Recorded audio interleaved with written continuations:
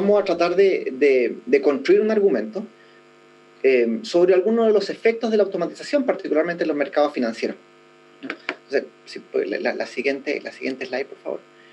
¿Qué es lo que vamos a intentar hacer, ¿no? Intentar ver si es que la automatización o la intromisión de sistemas de inteligencia artificial en mercados financieros cambian de alguna forma la naturaleza de los mercados, y si esos cambios son recomendados, son recomendables, son buenos, si podemos usar un término más bien ético, y cuáles son los efectos que podrían tener a futuro, ¿no? Y sobre eso si es que se puede hacer algo. Este es un slide que me gusta mucho, salió hace un par de años en el New York Times. Si el planeta se destruyó, no está en una vida posapocalíptica, pero por un hermoso y pequeño momento creamos mucho valor para los accionistas, que es básicamente el moto de todas las personas que están en banca de inversiones. La siguiente slide, por favor. Y simplemente, para hacer una referencia, vamos a hablar de trading, ¿no? Trading es básicamente cuando alguien compra y vende instrumentos financieros. Por ejemplo, compro acciones o vendo acciones en la bolsa de comercio. Y puse esta referencia porque hay muchas interpretaciones de qué es trading. No sé qué los papás creen que hacen las personas que hacen trading, que están muy inteligentemente en una pantalla, que es lo que el average trading wannabe cree, o sea, una persona que quiere ser trader, y ahí una foto del logo de Wall Street, qué es lo que la sociedad cree de la persona que trabaja en trading, y esa foto es de Bane en Batman. Pero la realidad hoy día trading tiene muy poco de los tres ejemplos anteriores, y es principalmente data centers, ¿no? Y automatización, diferentes tipos de algoritmos, etcétera, que están haciendo transacciones todo el día. Aquí es importante tomar en consideración y hacer una pregunta más bien básica, que es cómo uno hace dinero en la bolsa de comercio, ¿no? Cómo uno genera ganancia en la bolsa de comercio o en cualquier bolsa. Y eso es básicamente lo que hace el trader, ¿no? Hay básicamente dos escuelas y vamos a llegar a ellas. Una donde dice que uno debiese tener acciones y esperar que en el futuro, o instrumentos y esperar que en el futuro crezca su valor, ¿no? Por tanto, aumenta mi patrimonio. Yo compré 10 acciones que valían 10 y ahora valen 100, y por tanto aumentó mi patrimonio en 10%, ¿no? o en el diferencial. Y hay una segunda escuela o tendencia, y vamos a explicarla con mayor detalle, que aquellos que buscan más que hacer una ganancia a largo plazo, buscan hacer transacciones a corto plazo, comprar alto, ¿no? Y vender bajo, o perdón, al revés, comprar bajo y vender alto, o como dicen, comprar en el rumor y vender en la certeza, y en ese cambio se hace un arbitraje, ¿no? o se hace una ganancia de un margen pequeño. Esto simplemente para explicar el trader, ¿no? Entonces el trader, ¿qué es lo que hace históricamente o qué es lo que ha hecho antes de que fueran computadores? Era mirar la información del mercado y decir, yo creo que esta acción va a subir, ¿no? O a bajar, y por tanto hago cierta acción. Y la slide siguiente, por favor. Aquí un pequeño mapa, ¿no? De cómo funciona el flujo de información, y un mapa que además en el contexto de la inteligencia artificial hace mucho sentido. Cuando nosotros pensamos en generar un sistema de inteligencia artificial, siempre estamos pensando en que tiene tres elementos, ¿no? Tres elementos. Y el primer elemento es percepción, ¿no? El segundo es pensamiento, y el tercero es acción y recomendación, usando la estructura general de Minsky, y los discípulos de Minsky, al menos en la estructura de inteligencia artificial. Percepciones, yo le doy un input, le doy cierta información a la máquina, ¿no? La máquina la procesa, y una vez luego de procesada, hace una acción o una recomendación dependiendo del nivel de autonomía. Las grandes discusiones siempre están generalmente en el punto al medio, ¿no? En cómo interpreta la máquina. Si es que la máquina aprende a través de un entrenamiento en datos, si es que yo le digo a la máquina cómo interpretar la información, en los sistemas expertos, los primeros son Machine Learning, los derivados de Machine Learning, pero siempre los procesos de inteligencia artificial tienen al menos estas tres partes en su aplicación, ¿no? Un input, ¿no? Un procesamiento y un output, ¿no? Le entrego información, la procesa y finalmente hace una acción o recomendación. ¿Qué es lo que pasa en mercado financiero? En mercado financiero pasa algo similar, ¿no? Pensemos que somos todos analistas, nos llega una nueva información, va a subir el precio del petróleo, ¿no? Nosotros la analizamos y decimos, ¿qué significa esto, no? ¿Dónde podría afectar que suba el precio del petróleo?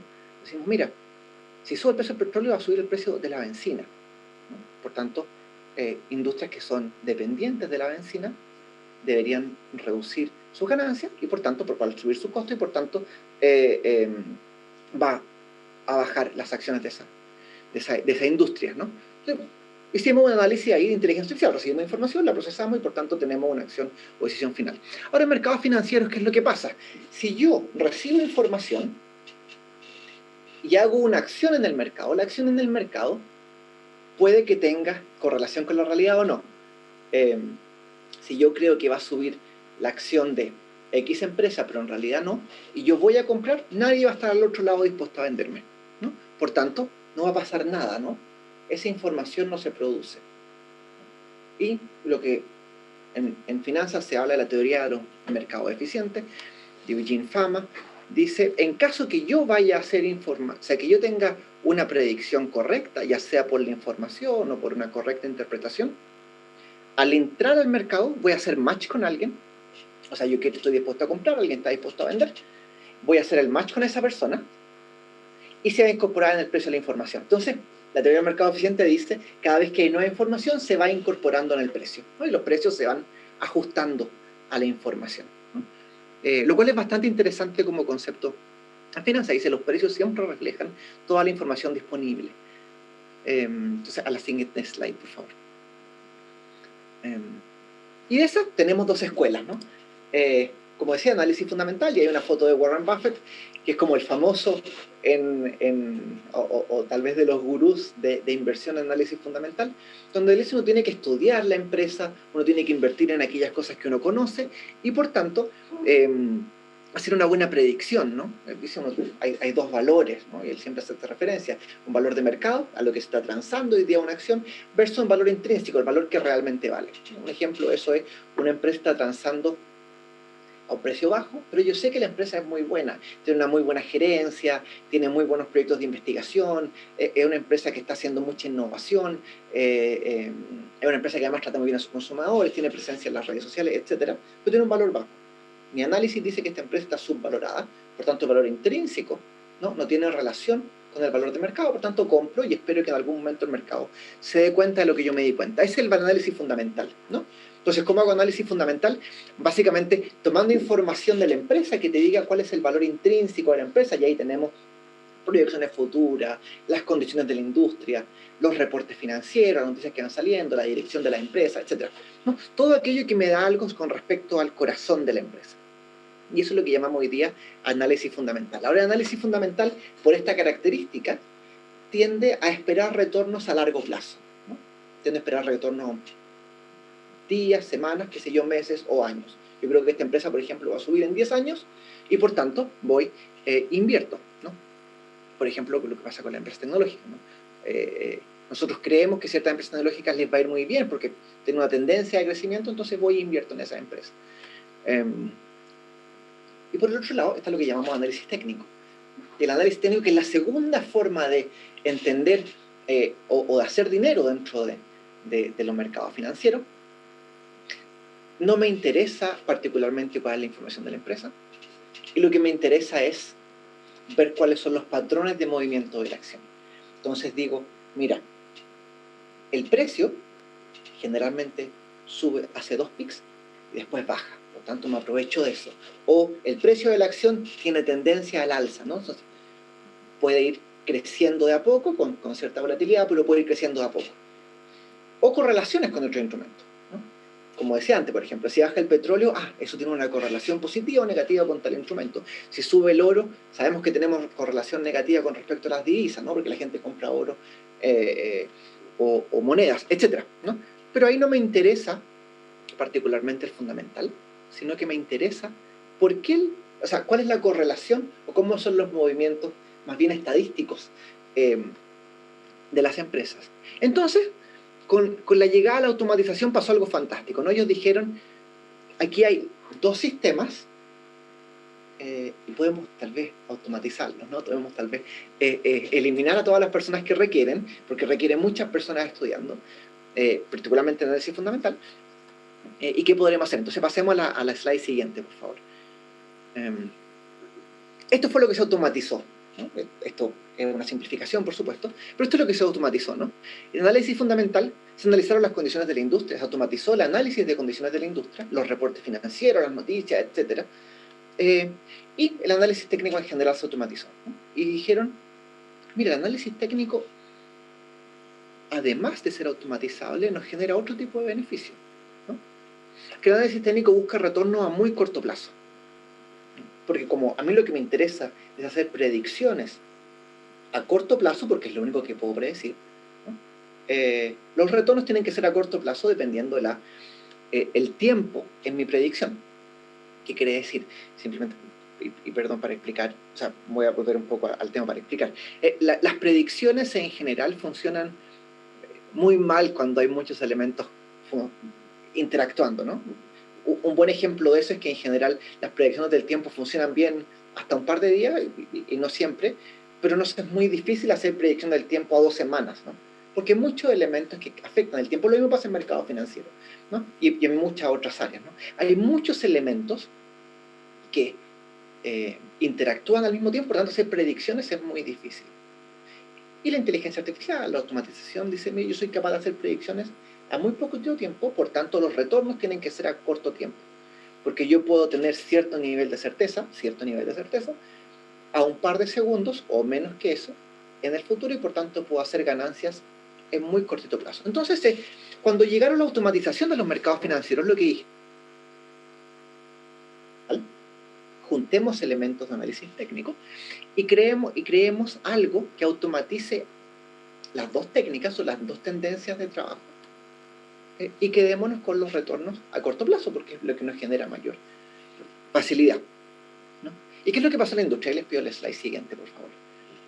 ¿Qué es lo que pasó en la industria? No, hay una anterior. ¿No? Esa. Gracias. ¿Qué es lo que pasó? En el 2000 habían 600 traders o 600 personas haciendo compra y venta de transacciones en Nueva York. Goldman Sachs. Goldman Sachs es una de las principales empresas de transacción del mundo, de trading del mundo. Habían 600. Al 2017 quedaban 2. ¿No? Despidieron a 598 para hacer el cálculo, ¿no? Al trader se le pagaba en promedio $500,000 al año como sueldo, y la empresa se ahorró eso, ¿no? Y lo reemplazó por 200 ingenieros en computación o científicos de datos, gente relacionada en alguna medida con la automatización y la predicción. Entonces, del 2000 al 2017 se reemplazó completamente, ¿no? Completamente las personas que hacen transacción con las técnicas que les decía antes. En ese momento salía el Chief Data Officer de Goldman Sachs diciendo, nosotros podemos reemplazar un computador, vale 4 traders, ¿no? Lo cual es bastante violento, ¿no? 4 personas son reemplazables por un computador en un mercado bastante complejo, ¿no? Y de los 9.000 empleados que tiene Goldman Sachs a nivel mundial, 1/3 vienen de las ciencias de la computación. Entonces dijeron, mira, no nos conviene tener tanta gente sabiendo mucho de finanzas, nos conviene tener gente sabiendo mucho de computación, automatización, análisis de texto, etc. Inteligencia artificial, por supuesto.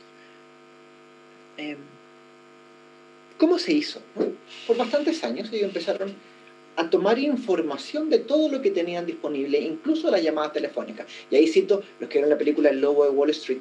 Ellos llaman, ¿no? Dicen, oye, quiero venderte tal cosa, quiero comprar tal cosa, te ofrezco, están vendiendo por teléfono. Ellos tomaron incluso esas llamadas telefónicas, las grabaron, y hicieron lo que se llama procesamiento de lenguaje natural, ¿no? O sea, revisaron qué es lo que significaban las palabras, los patrones, y cuál es la correlación entre los mercados, los tipos de llamado telefónico, la respuesta de los clientes, cuáles son las respuestas, cómo hacer el loop entre el cliente, entre que me dice que no, que me dice que sí. Fueron automatizando todo, ¿no? Desde la conversión con el cliente hasta el análisis de mercados financieros. La pregunta es, ¿qué es lo que va a significar para otras carreras, ¿no? Porque en este mercado hay bastante más dinero que en el otro mundo, por tanto hay bastante más incentivos para automatizar. Si pensamos que se ahorraron casi 600 traders a $500,000 por cada uno, es un ahorro bastante importante en dinero. Entonces eso fue la automatización, ¿no? Hoy día queda muy poco de la mística, y vamos a ver los números de eso, muy poco de la mística de empezar a analizar mercados y decidir por qué comprar, porque se automatizó. y hoy día hay herramientas de Open Access que permiten a cualquier persona automatizar. Y esto va generando efecto en el mercado. El slide siguiente, por favor. Y esto es lo que llamamos hoy día High Frequency Trading, ¿no? O transacciones de alta velocidad, ¿no? High Frequency Trading es cuando una máquina va y hace transacciones, como decíamos antes, a ganancias muy cortas. Vamos a ver qué significa eso, particularmente en temas de velocidad. En transacciones en el mercado. Entonces aquí puse una foto este está lleno en Instagram y cosas así, en el fondo, las 10 reglas para el éxito de Warren Buffett, las 5 reglas para el éxito de Elon Musk, etc. En mercado financiero hay 3 reglas, ¿no? Podríamos resumirla en una, pero hay 3 reglas. Uno, que usted tenga buenos algoritmos, ¿no? Por tanto, buena capacidad de procesamiento. Segundo, que haya velocidad de reacción, ¿no? Y velocidad de reacción me refiero a la velocidad de procesamiento, ¿no? O sea, que mi computador sea suficientemente rápido para procesar los cientos de millones de puntos de información que llegan para hacer predicciones de mercados financieros y que esto sea rápido en reaccionar, ¿no? No me sirve tener un algoritmo muy bueno que se demore un día, sino que tiene que ser además rápido en reaccionar y tener datos, ¿no? Y aquí se usa esto que generalmente se repite de que la inteligencia artificial es hambrienta en datos. Bueno, en este caso es muy hambrienta en datos. Y vamos a ver lo que significa eso. Y vamos a ver cómo esa hambre es la que finalmente está hoy día destruyendo en alguna medida los pilares como los entendemos hoy día los mercados financieros. La siguiente slide, por favor. Entonces, High Frequency Trading, vamos a hacer una pequeña definición. Requiere muchos datos, primero. Voy a tratar de ir rápido por el tiempo. Pero pensemos que en el 2011, un buen tiempo atrás, se hacía una transacción cada 5 microsegundos. En el 2010, que es la última información que tengo disponible, cierta, no tengo referencias, pero ninguna puedo decir que es académicamente cierta, en el 2018 se hacían una transacción cada 300 nanosegundos. Eso significa que en una pestañada, literalmente una pestañada, el tiempo que usted le demora a pestañear, la máquina es capaz de hacer algo así de 3.000 transacciones, 3.000 compras y ventas. Es una velocidad difícil de entender en nuestra realidad, ¿no? Pero eso es lo que ha servido a tener muchas ganancias, ¿no? Por tanto, si es tan rápido, hay un problema esencial, ¿no? El humano no alcanza a estar metido en el proceso, ¿no? Lo que se llama el human in the loop, ¿no? Se elimina completamente la agencia, ¿no? O sea, una persona no puede entrar y ver si una transacción es buena o mala, o predecir cómo va a ser los resultados, o ver si tiene sentido común lo que está haciendo, ¿no? Por tanto, la velocidad, que es un diferenciador de mercado, porque la velocidad genera poder de mercado, el más rápido es el que puede llegar a hacer más cosas, rápido en procesamiento, transmisión de la información, ¿no? Acceso a los datos, etc. No puede tener un humano porque un humano en la mitad únicamente le generaría demoras, ¿no? Y esas demoras les produciría pérdidas, ¿no? O sea, el primer problema, ¿no? No podemos tener personas, ¿no? Por la naturaleza de esto. Venga, ¿no? Cuando uno dice alguien estructuró el algoritmo, ¿no? Alguien trabajó con el algoritmo, alguien diseñó cómo va a ser. Sí, está bien. Pero los imprevisibles no se pueden hacer en la acción, ¿no? O sea, es totalmente autónomo, no hay delegación hacia un humano o autorización previa hacia un humano. Y esto requiere además un aprendizaje constante. ¿Por qué un aprendizaje constante? Porque las correlaciones entre instrumentos financieros constantemente están cambiando. Y eso también es interesante, ¿no? Porque cuando uno va a un libro clásico de análisis técnico o clásico de análisis financiero, dice, mira, hay ciertas correlaciones que son estables, ¿no? Como decía antes, ¿no? El oro versus las monedas, etc. Pero esas correlaciones van cambiando sus pesos. Si antes tenía una correlación de 1 a 2, hoy día puede tener de 1 a 0,5, o etc. Entonces las correlaciones tienen que ir actualizando. Por tanto, independiente de que yo quiera participar, los conocimientos que se van teniendo con respecto a las predicciones del mercado también se van modificando, ¿no? Las dependencias van cambiando. La slide siguiente, por favor. Entonces, como decíamos, el high frequency trading o la automatización del mercado de capitales lo que hace finalmente es en alguna medida, y por diferentes razones de mercado, sin análisis de maldad, eliminar la participación humana. Y hoy día vemos que es tanta la participación, y ahí puse una noticia que es citada en todo el mundo que trabaja en esto, cita esta noticia porque es la única que salió, que fue una referencia a un informe de JP Morgan, que dice, hoy día, al menos en Estados Unidos, solo el 10% de la compra y venta de acciones, solo el 10% de la compra y venta de acciones la hace alguien pensando en el fundamental, ¿no? La hace alguien pensando en el valor de la empresa. 10% igual sigue siendo bastante, ¿no? Ya tenemos los fondos de inversión grandes, que sigue Warren Buffett, etc. Pero el 90% de las transacciones que hacen en el mercado hoy día se hacen a través de una automatización y con respecto a datos de análisis técnico. O sea, no me interesa el valor fundamental de la empresa. Lo que me interesa es cómo se mueven los precios, porque me interesa hacer predicciones a corto tiempo. Por tanto, si la empresa Signal, para poner un ejemplo que salió, hay una empresa que se llama Signal Advance, que salió hace un par de días, que era una empresa que tenía una valorización de mercado bastante baja, qué sé yo, pero después de lo que Elon Musk hace un tweet sobre otro Signal, sobre la plataforma de redes de comunicación, todo el mundo suyo. No me interesa lo que es Signal, no me interesa el valor, no me interesa lo que hace, ¿no? Me interesa ver cómo se van a mover los precios para hacer predicciones. Súper interesante como concepto, ¿no? Porque cambia la esencia del mercado, que no están incorporando información, como decía la teoría clásica, de los mercados eficientes, sino que lo que están haciendo es responder a movimientos de precios, ¿no? Por tanto, en ese sentido se elimina el deseo de mantener acciones dentro del portafolio, dentro del patrimonio. Lo que me interesa es hacer ganancias, al menos en un 90%, sacando este 10% que se mantiene. Y aquí, volviendo al tema de que la inteligencia artificial es hambrienta en datos, aparece algo nuevo, ¿no? Aparece algo nuevo. Porque si nosotros pensamos en datos financieros, los datos financieros nos salen todos los días, todo el día. Los reportes financieros, los state incomes, ¿no? La referencia a los hechos esenciales, no salen todos los días de todas las empresas, ¿no? Las empresas se demoran un par de meses en hacer los informes trimestrales, y lo dice el nombre, ¿no? Trimestrales, ¿no? No salen todos los días. Entonces, la inteligencia artificial empezó a decir, no sé si la inteligencia artificial por decir algo, no quiero personalizar, pero los sistemas de automatización empezaron a decir, es necesario buscar más datos, ¿no? Buscar datos de otras fuentes. Y ahí apareció, les pido el slide siguiente, lo que se llama los datos alternativos, que no son datos financieros propiamente tal, pero son datos que sí pueden afectar a la empresa. Entonces, originalmente, nosotros pensamos, y ahí puse dos ejemplos, ¿no? Si el precio del petróleo sube o baja, ¿qué debería ser? Podríamos considerarlo como un dato financiero. Pero si hay un terremoto 8.5 en la escala de Mercalli en California, es un dato no financiero, pero con un efecto súper fuerte en el mercado, ¿no? California está en las principales empresas tecnológicas de Estados Unidos, por Silicon Valley, y por tanto 8,5 le daría mucho daño. Por tanto, yo puedo hacer predicción de que las acciones tecnológicas deberían en principio bajar, ¿no?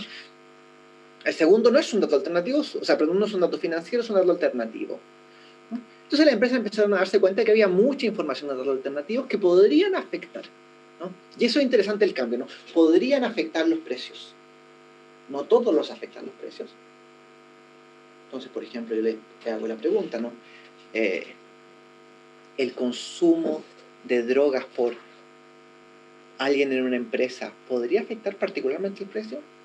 El consumo de marihuana, pensemos en una droga suave, ¿no? ¿El consumo de marihuana podría afectar el precio? No necesariamente, porque en el análisis clásico, análisis fundamental, a mí lo que me interesa es cuánto invierte la empresa, la relación con los consumidores, si tiene demandas grandes, cuánto está invirtiendo en R&D, etc. No, particularmente no me afectaría, pero sí lo está afectando. Entonces el mercado empieza a cambiar en ese sentido. Nos empezamos a fijar en cosas que no deberíamos habernos fijado a propósito de la automatización. Hoy día el 78% de los fondos de inversión en Estados Unidos están usando datos alternativos, 78%, un número bastante alto, esto es 2019. Por tanto, no me importa el fundamental, ¿no? Porque me interesa tener algún antecedente para hacer predicciones, y no tengo información financiera directa, por tanto tengo que salir a buscar, ¿no? O sea, el slide siguiente. ¿Qué significa entonces esas fuentes alternativas de información para hacer predicción de mercados financieros? Mira, esto es algo que salió en 2018, ¿no? El 48% de la gente está tomando web scraping. Eso significa que van a muchas páginas web y empiezan a buscar información de ellas. redes sociales, análisis de sentimiento. Análisis de sentimiento básicamente cuando uno tiene una visión positiva o negativa con respecto a algún concepto. Algunas hacen mucho sentido, por ejemplo, ¿no? Por ejemplo, poner fotos satelitales de los campos, ¿no? De los campos de agricultura. Yo con eso puedo saber más o menos cómo va a ser la cosecha y por tanto puedo hacer una buena predicción de futuro, por ejemplo, ¿no? O fotos satelitales, hace un par de años salió un caso bastante interesante, que hacían predicción del crecimiento del Producto Interno Bruto en China, tomando en consideración cuánta energía se está usando, ¿no? Entonces decía, mira, hay ciudades que están usando menos energía de lo que ellos parece que dicen, por tanto, no está creciendo tanto el Producto Interno Bruto, ¿no? Entonces uno puede ir haciendo cierta información, pero y ahí hay cientos de casos muy, muy interesantes, ¿no? Y uno puede empezar a imaginar cosas, ¿no? Y se le ocurren cosas y hay cosas muy interesantes. Algo que se usa mucho, por ejemplo, el sistema de uso de tarjetas de crédito y point of service para ver cuánto están vendiendo ciertas empresas, ¿no? Así se hizo una buena predicción con Chipotle hace un par de años atrás, si a alguien le interesa el caso, etcétera, ¿no? Pero esa información, no, es complicada de seguir. Por tanto, cada vez ha sido la tendencia a redes sociales, ¿no? Y páginas web. Esa ha sido principalmente la tendencia. Entonces le pido la slide siguiente, por favor.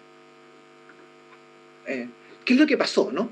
Este nuevo flujo de información hace que hoy, por un tema de peso relativo, ¿no? 78% no usan un dato alternativo, 90% no están mirando los fundamentales. Por tanto, el conductor de las transacciones dejaron de ser, como está a mano derecha en esa balanza, la administración de la empresa, los pasivos, los activos de la empresa, y pasó a ser Twitter, YouTube, Instagram, no sé si Instagram particularmente, pero LinkedIn, Facebook, etc., ¿no? Entonces, hay algo, ¿no?, que está moviendo los precios distintos al valor intrínseco de la empresa. Voy a dar un ejemplo, ¿no? En Reddit hay un subgrupo de Reddit que se llama Wall Street Bets, donde hay hoy día 2,26 millones de personas. Y Wall Street Bet está moviendo y mueve los precios de los mercados financieros. Pasó la semana pasada con una tienda que se llama GameStop, que pueden buscar en internet para no dar la lata, pero redes sociales con suficiente gente son capaces de mover los precios y moverlos mucho, ¿no?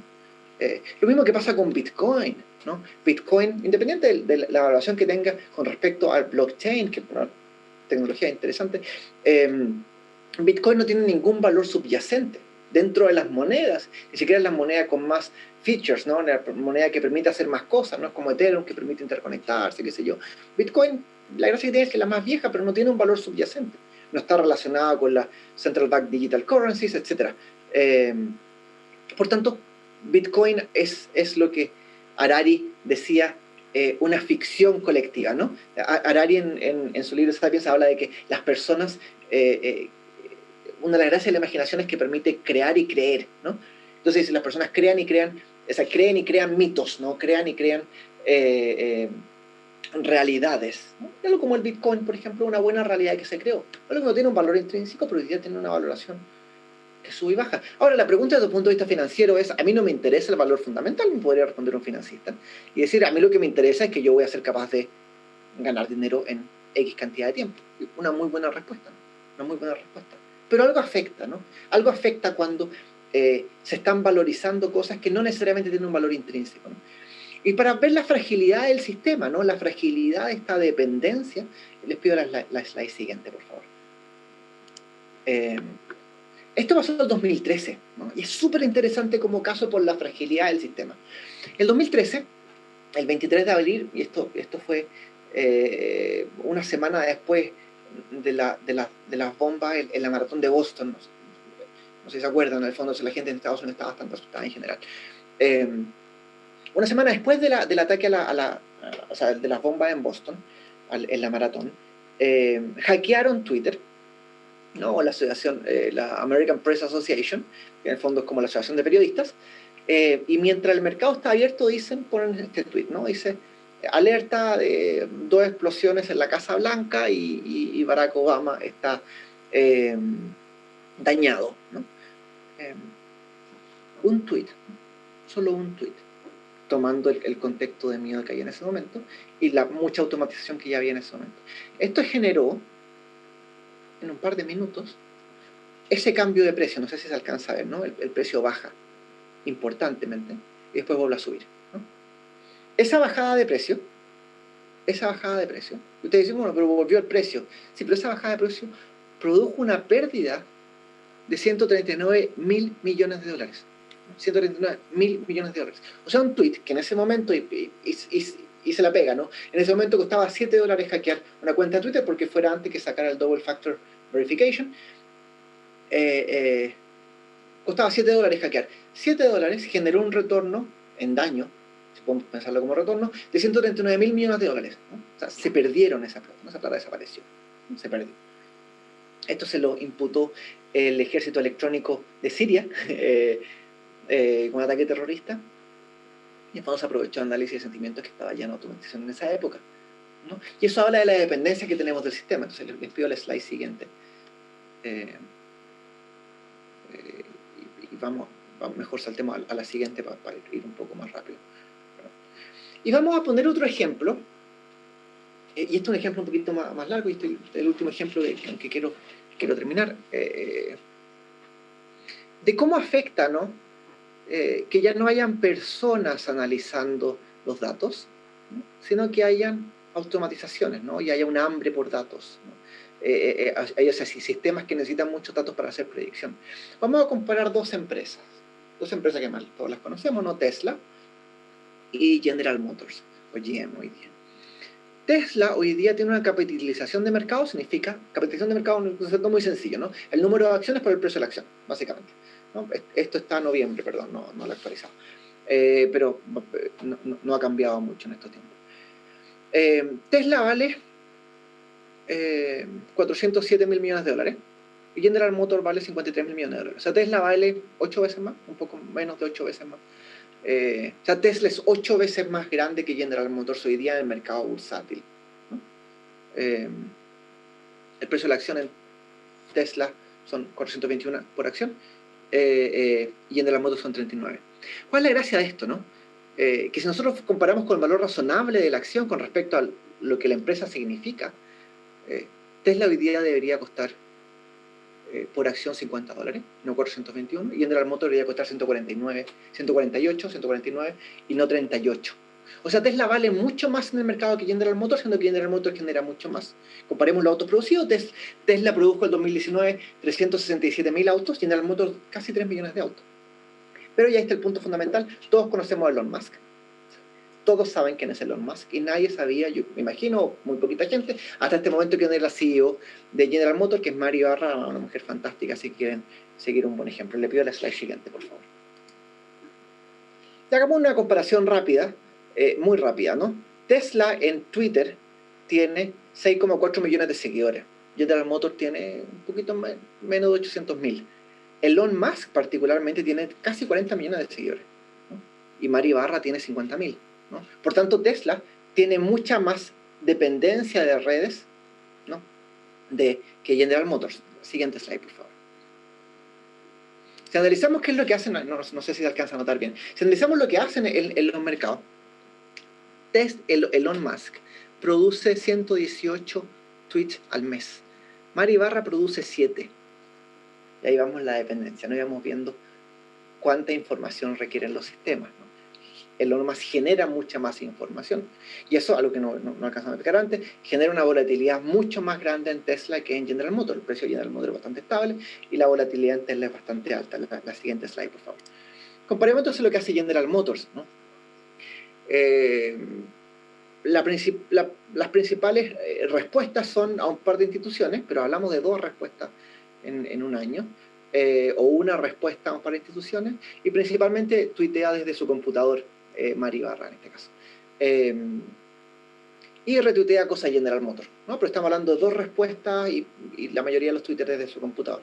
Slide siguiente, por favor. Versus lo que hace Elon Musk, que tiene, estamos hablando casi 250 respuestas a una persona, etcétera. El más bajo acá, estamos hablando casi 50 respuestas. Todo lo hace desde su iPhone.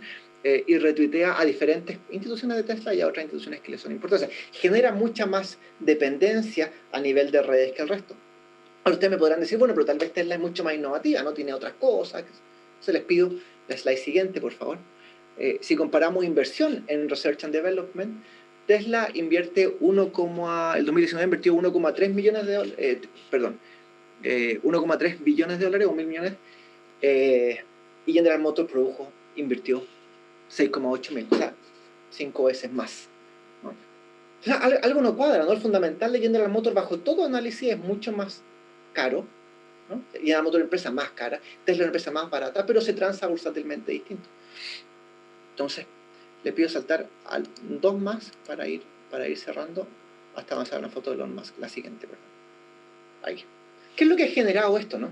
Esto genera que la dependencia de la información, ¿no? La dependencia de la información de los algoritmos obliga a que alguien, para poder ser transado muy bien, esté constantemente generando información. Da lo mismo el valor, y ahí hay un ejemplo, ¿no? Hace algún tiempo Elon Musk salió fumando marihuana en un podcast, y eso dijo que bajara la acción 6%, lo mismo que pasó ahora el 7 de enero, ¿no? Elon Musk dijo use Signal, y un algoritmo, que estaban revisando información, dijo Signal, lo comparó con alguna de las informaciones que habían en las posibilidades de inversión, y dijeron, aquí hay una empresa que se llama Signal, que no tiene nada que ver con lo que está diciendo él, todos invirtieron. La información dice que había subido 527% el precio en ese día. Cuando esta empresa, que no era la Signal que estaba refiriendo Elon Musk, fue llena de inversiones que querían invertir. Ahora, ¿cuál es el problema? Que una vez que la gente se dio cuenta que cuando Elon Musk dijo use Signal, no estaba refiriéndose a la empresa de inversiones, sino a la plataforma de comunicaciones, no importó, porque había tanta información alrededor del concepto que al día siguiente, esto fue un jueves, al día siguiente, el viernes, la acción subió otro 91%. Después, el lunes de la semana siguiente, la acción subió un 438%. Eso no es explicable, ¿no? No es explicable desde la lógica, no del valor fundamental. Entonces, y ahí la última slide, con esto termino. ¿Qué es lo que pasa, no? La automatización ha generado, ¿no?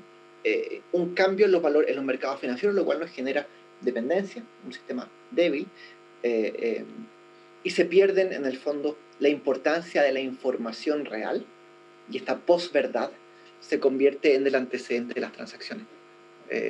Algo no sé, no tengo tan claro cómo regular, hay diferentes tendencias, pero claramente es un riesgo y a lo que deberíamos ponerle algo de atención.